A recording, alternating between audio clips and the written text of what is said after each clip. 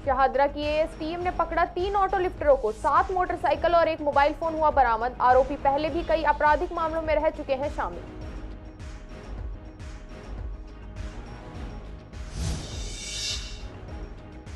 खोखे जंजाल पर अरविंद केजरीवाल की सरकार को ठहराया गया दोषी। पूर्व मेयर और बीजेपी के वरिष्ठ नेता ने लगाया आरोप, एमसीडी की मिलीभगत से होता है काम।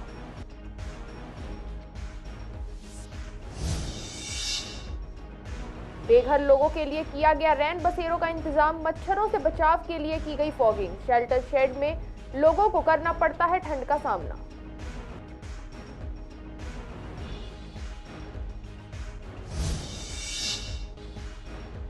शकरपुर में सुलझा ब्लाइंड डकैती का मामला, 50 घंटे में ही सुलझाया गया मामला। महिला को घायल करके छीनी गई थी बालियां।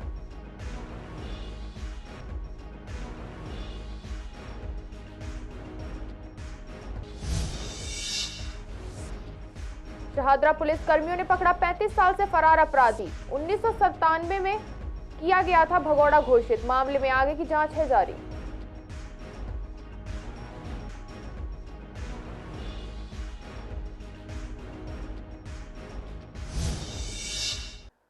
नमस्कार, स्वागत है आपका पूर्वी दिल्ली खास में। कुछ खास खबरों के साथ करते हैं बुलेटिन की शुरुआत। पूर्वी दिल्ली शहादरा डिस्ट्रिक्ट की एएटीएस टीम ने 3 ऑटो लिफ्टरों को पकड़ा है। उनके पास से 7 मोटरसाइकिल और 1 मोबाइल फोन बरामद हुआ है। डीसीपी रोहित मीना ने बताया कि गिरफ्तार आरोपियों की पहचान रिजवान, मोहम्मद परवेज उर्फ माचो और रमजानी के रूप में हुई है। 7 दिसंबर को गुप्त सूचना के आधार पर एएटीएस की टीम ने कड़कड़दुमा कोर्ट सीबीडी ग्राउंड के पास जाल बिछाया और काले रंग की स्प्लेंडर पर एक युवक को पकड़ लिया। मोटरसाइकिल के नंबर प्लेट की जांच करने पर पता चला था कि थाना नंद नगरी इलाके से मोटरसाइकिल चोरी की पाई गई। उनकी तलाशी लेने पर उसके पास से एक मोबाइल फोन भी बरामद हुआ। पूछताछ के दौरान रिजवान ने आपराधिक गतिविधियों मामले में संलिप्त होने का कबूल किया और उसके कहने पर रमजानी और मोहम्मद वर्तमान परवेज उर्फ माचो को जामिया नगर ओखला से गिरफ्तार किया गया और उनके कब्जे से 6 अन्य चोरी के वाहन भी बरामद किए गए। आरोपी रिजवान पर मोटरसाइकिल चोरी, डकैती और आर्म्स एक्ट के तहत 16 से अधिक मामले दर्ज हैं। आरोपी मोहम्मद परवेज पर मोटरसाइकिल चोरी और शस्त्र अधिनियम के तहत 65 से अधिक मामले पहले से दर्ज हैं। आरोपी रमजानी पर 4 से अधिक आपराधिक मामले में शामिल पाया गया और पुलिस मामले में आगे की जांच कर रही है। अवैध खोखे के मामले में पूर्वी दिल्ली के पूर्व मेयर श्याम सुंदर अग्रवाल, बीजेपी के वरिष्ठ नेता डॉक्टर वेद व्यास महाजन ने दिल्ली सरकार का घेराव करते हुए पूर्वी दिल्ली के तमाम खोखे जंजाल पर अरविंद केजरीवाल की आप सरकार को दोषी ठहराया है और कहा है कि पिछले कई सालों से सड़कों के किनारे विकलांग बूथ नामक एक बॉक्स रख दिया जाता है और काफी समय तक उस पर ताला रहता है ताकि कोई रोक टोक हो तो पता चल जाए और उसके बाद धांधलेबाजी की शुरुआत होती है और वह खोखा 15 से 20 लाख रुपए में बिकता है। इसमें एमसीडी की मिलीभगत दिखाई देती है। पूर्व मेयर ने जानकारी देते हुए बताया कि आप रोड के किनारे देख लेंगे। उन्होंने सरकार को यह भी कहा इन ऑफिसर्स के ऊपर कड़ी कार्यवाही होनी चाहिए। एक स्थान से दूसरे स्थान की जिम्मेदारी देना सही रास्ता नहीं है। और वहीं बीजेपी नेता महाजन ने बताया कि आईपी एक्सटेंशन के अंदर मैक्स हॉस्पिटल के पास अभी विकलांग बूथ बॉक्स रखा गया है जिस पर ताला है और आने वाले समय में वह कब खुल जाए किसी को जानकारी नहीं है। दिल्ली के अंदर एक बहुत बड़ा माफिया काबिज है जो कि एमसीडी की सड़कों पे अवैध कियोस्क डलवाता है। उन कियोस्कों को 20 से 25 लाख में बेचता है और ये माफिया जो है एमसीडी के अधिकारियों से मिला हुआ है। और दुर्भाग्य की बात यह है कि जब से आम आदमी पार्टी सत्ता में आई है इन कियोस्कों की बाढ़ आ गई है। हजारों की संख्या में दिल्ली के अंदर अवैध कियोस्क है। जो दिल्ली के अंदर कमिश्नर महोदय बैठे हैं उन लोगों की मिली भगत से ये सब काम होता है।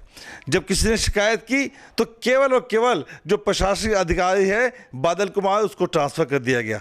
क्या इसका ट्रांसफ़र हल है? क्या आपने जो अवैध कियोस्क थे उनको हटाया? क्या नहीं हटाया, क्योंकि उनसे तो मंथली वसूलनी है। उनसे मंथली तो जो दूसरा अधिकारी आएगा वो वसूल के देगा। किसी भी अधिकारी को ट्रांसफ़र करना इस समस्या का या किसी भी समस्या का समाधान नहीं है। यदि कोई दोषी पाया जाता है तो उसको सस्पेंड करना चाहिए, उसको टर्मिनेट करना चाहिए। लेकिन दिल्ली के अंदर बैठी नगर निगम में बैठी आम आदमी पार्टी की सरकार को पैसा चाहिए और पैसा सब कमिश्नर के माध्यम से जाता है।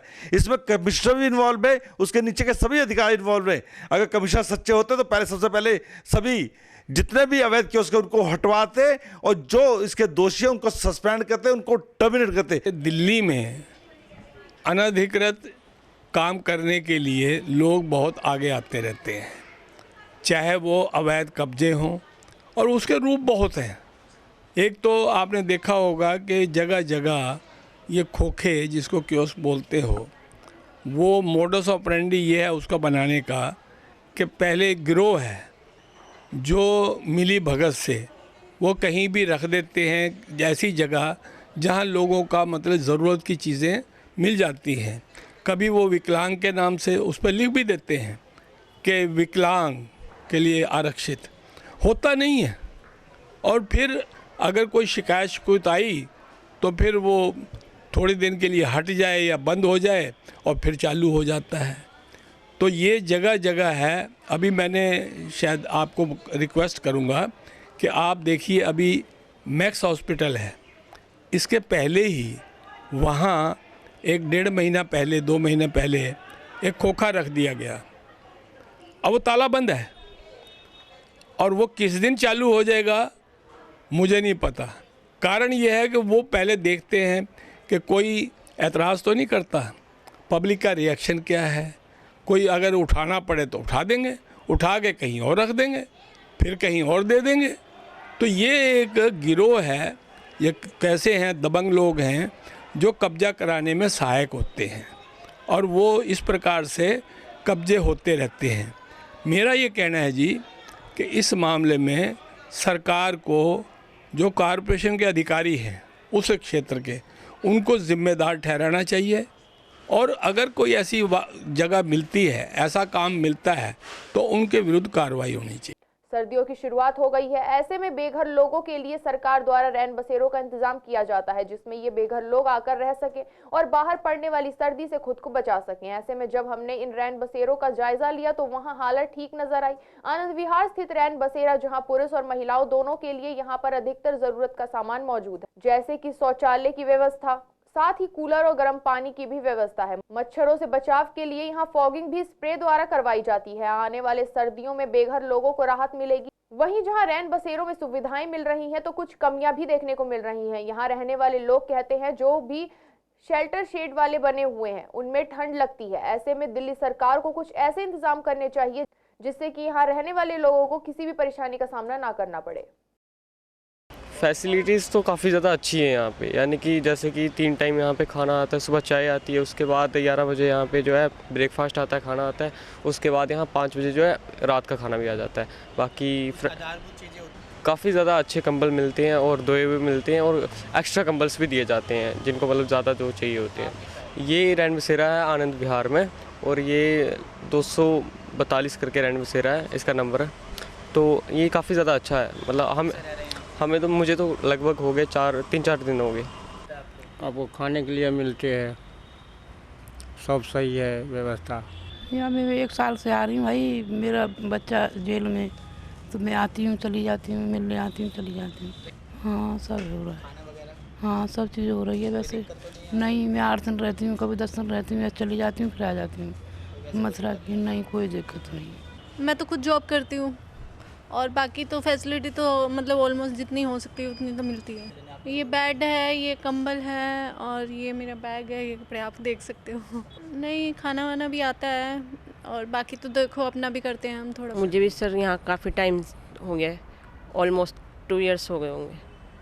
और यहाँ की फैसिलिटी ठीक है सर, साफ़ सफाई भी से, सर्दी में भी ठीक है सर, खाना वगैरह भी आता है। 5 दिसंबर की रात लगभग 11 बजे स्कूल ब्लॉक शकरपुर से बालियां छीनने के मामले में पुलिस ने एक लुटेरे प्रमोद उर्फ देव उर्फ चिकना को गिरफ्तार किया है। वह लूटपाट की 20 वारदात में शामिल रहा है।